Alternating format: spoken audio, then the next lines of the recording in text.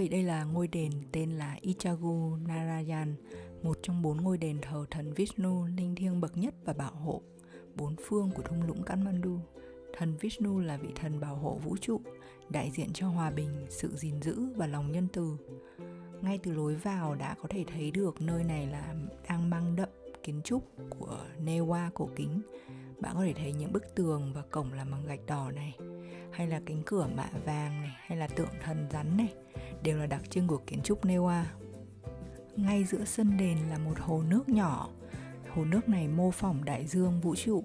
Thần Vishnu thường gắn liền với hình ảnh an nhiên và nằm trên mình rắn khổng lồ giữa biển khơi, tượng trưng cho sự bình yên tối cao ngay cả khi thế giới đầy biến động. Và một điều rất đặc biệt ở Nepal, bạn sẽ thấy cả tượng Phật ở đây nữa. Người Newa bản địa luôn có sự giao thoa tuyệt vời giữa đạo Hindu và đạo Phật. Họ coi thần Vishnu và Đức Phật như là những hiện thân bảo hộ hòa hợp lẫn nhau. Đây là tòa đền chính với cấu trúc 2 tầng mái dốc rất là đặc trưng của kiến trúc Nepal. Thêm một chút thông tin cho mọi người, đó là về tộc người Newa mà mình đã nói từ đầu, thì họ là tộc người bản địa của thung lũng Kathmandu. Tất cả các kiến trúc đặc trưng ở đây ngày nay đã là hình ảnh đại diện cho cả đất nước Nepal, chính là thành quả của họ sau hàng ngàn năm sinh sống ở nơi này. Họ có rất nhiều văn hóa đặc trưng riêng rất là thú vị. Và gia đình chồng mình cũng là người gốc Newa, thế nên là sau này mình sẽ làm rất là nhiều video để giới thiệu thêm cho mọi người về văn hóa của tộc người Newa nhé. Mọi người có thấy nơi này đang được sửa chữa và xây dựng lại không? Điểm độc đáo của kiến trúc Newa đó là kỹ thuật xếp gạch đất nung hoàn toàn thủ công. Nhiều nơi không cần dùng vữa mà các viên gạch vẫn khít chằm chặp lại như này. Và tiếp theo là hãy nhìn những cái khung cửa sổ bằng gỗ được chạm khắc tinh xảo này xem. Với người Newa thì mỗi một chiếc cửa sổ không chỉ là để đón gió mà là còn một tác phẩm nghệ thuật nữa. Họ tốn rất là nhiều thời gian và công sức để hoàn thiện những cái cửa sổ như thế này. Mọi người thấy đây cái chiếc vòi nước bằng đá như thế này không? Cái vòi nước này rất là phổ biến ở khắp nơi trong thung lũng Kathmandu. Đó là một cái nguồn sống và là biểu tượng cho sự ban phước của thiên nhiên từ hàng ngàn năm qua. Ngôi đền Ichagu Narayan này nằm ở gần khu vực Sitapila, là một khu vực Phật giáo khá nổi tiếng với các Phật tử ở Kathmandu. Mình có đính kèm link Google Maps cho ngôi đền này ở dưới phần mô tả. Các bạn có dịp thì nhớ đến thăm đền nhé. Bây giờ là giờ ăn trưa và bây giờ mình đang ở một nhà hàng ruột của gia đình chuyên về pizza, pasta và các món của Nepal. Menu khá là ổn nha. Pizza rất là nhiều loại, có pasta nữa, salad, rất là nhiều đồ Tây, đương nhiên không thể thiếu. Gần như là mình đi ở bất kỳ nhà hàng nào ở Nepal, mặc dù là hàng Tây đi chăng nữa thì cũng vẫn có một trang chuyên về đặc sản Nepal bao gồm momo, không thể thiếu, rồi thì các loại mì xào, thukpa, rồi thì chow mein, fried rice. Đây là các món mà rất là phổ biến của Nepal. Nhà hàng này đa phần là về đồ Tây. Họ cũng có cả một chút đồ Hàn Quốc ở đây nữa, như là kimchi, rồi thì kimbap. Đồ ăn đến rồi, mình gọi một phần chicken cordon bleu, có salad và pizza fried momo, món momo chiên. Nhìn khá là ngon. Mời cả nhà ăn cơm nha.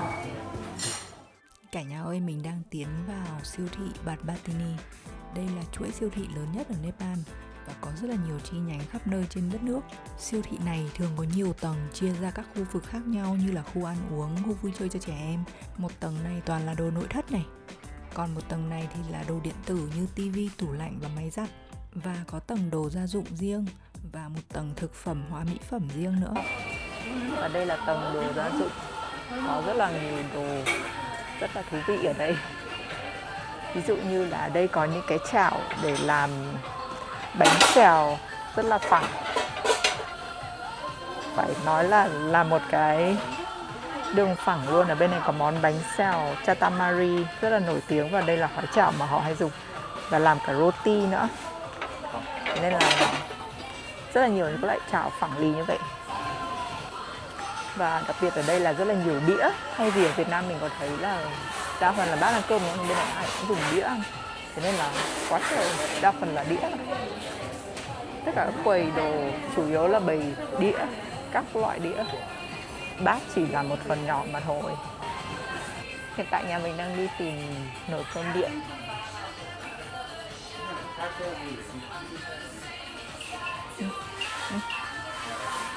Quầy nồi cơm điện này. Hiện tại đang có một số nồi cơm điện ở đây kiểu khá là khác. Việt Nam mình chủ yếu là các kiểu như trên này đúng không? Bên này thì những cái kiểu này, bên kiểu này khá là phổ biến ở bên châu Âu.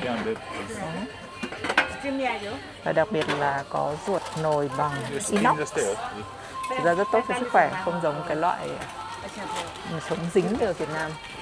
Một cái nồi này của Panasonic thì giá là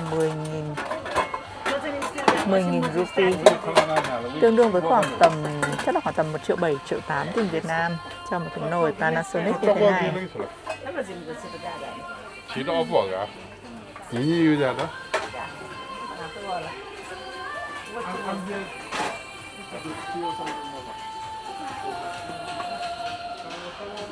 Đây cũng có rất là nhiều các loại nồi chiên không dầu nữa.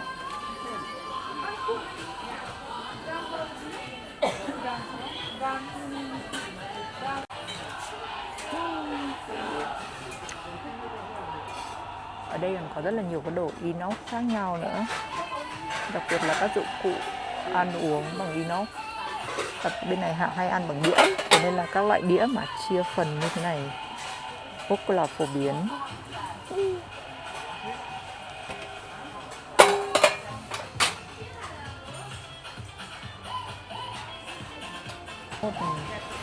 Một số dụng cụ rất là đặc biệt ở bên Nepal đó là các sản phẩm làm từ đồng đỏ.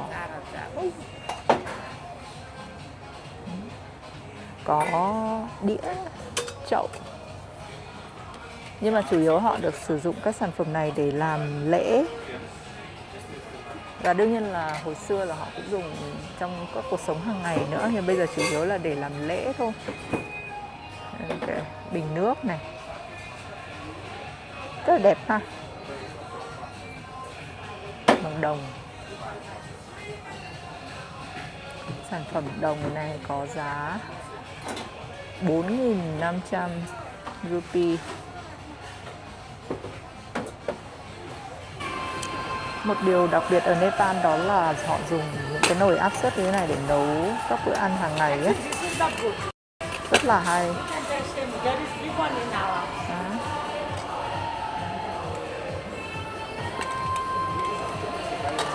Đặc biệt là cái nồi áp suất, các nồi áp suất này nó đều kêu nghĩa là nó sẽ báo cho mình là bao nhiêu lần, ví dụ như là nó sẽ kêu 2 lần thì cho rau này, 5 lần thì cho thịt này, kiểu đấy, thì mình nghe tiếng kêu là mình biết là nó được bao nhiêu lần đấy. Ở gần như nhà nào cũng phải có 2-3 cái nồi này. Họ nấu một lúc một nồi rau hầm, một nồi thịt hầm, rồi một nồi đậu hầm. Đó.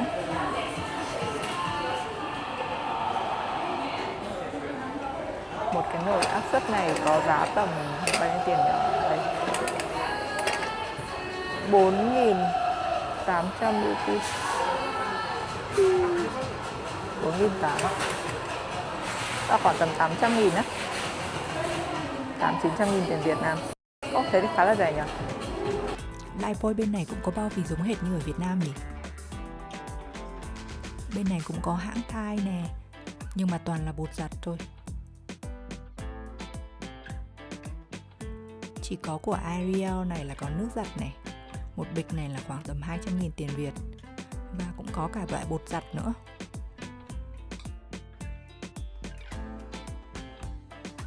Ở đây có cái nhang muỗi dạng que như thế này, cắm thẳng đứng. Ở Việt Nam chắc chẳng có ai dám mua về cắm đâu nhỉ?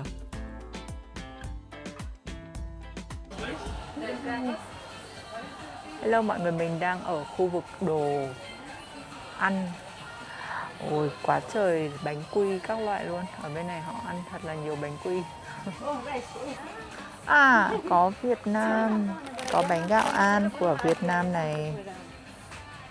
Bánh gạo An An 350 rupee một gói. Cái loại này made in Việt Nam. 350 rupee là khoảng tầm hơn 60.000 một gói. Hơn 60.000. Việt Nam mình khoảng tầm 20.000 thôi. Ở đây cũng có cả bánh tráng của Việt Nam này mọi người. Có hẳn 3 kích cỡ khác nhau nữa. Mình đang ở quầy các loại gia vị thì ở đây cũng có các loại nước mắm này, nhưng mà mình nói là trước đó là chỉ có của Thái thôi. Và xì dầu thì của Singapore. Mình đang tìm một ít dầu hào. Nhưng mà dầu hào ở đây lại là rau.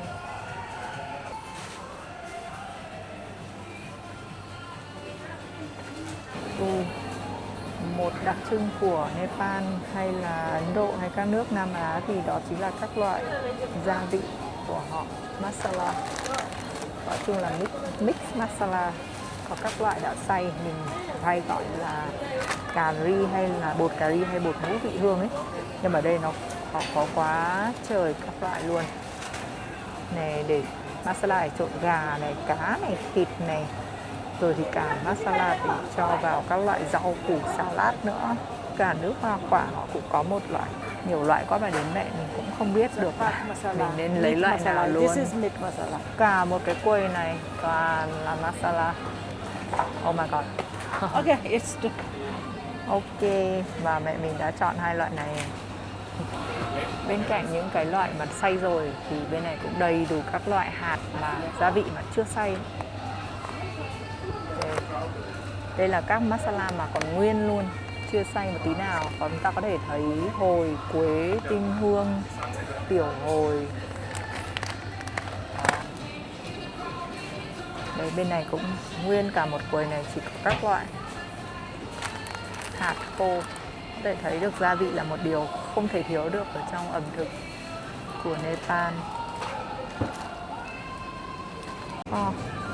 Có một điều đáng tiếc là ở Nepal không có quá nhiều các loại hoa quả để mình lựa chọn ấy. Mình có lựa được một ít ổi ở đây. Quầy rau củ quả ở đây khá là thú vị bởi vì họ đều đóng gói ở trong các gói túi ni lông như thế này. Tỏi cũng trong túi ni lông này. Hành cũng trong túi này. Khoai lang nữa này. Có thể mình sẽ lấy một ít khoai lang. Cả rau cũng được đóng gói như thế này luôn.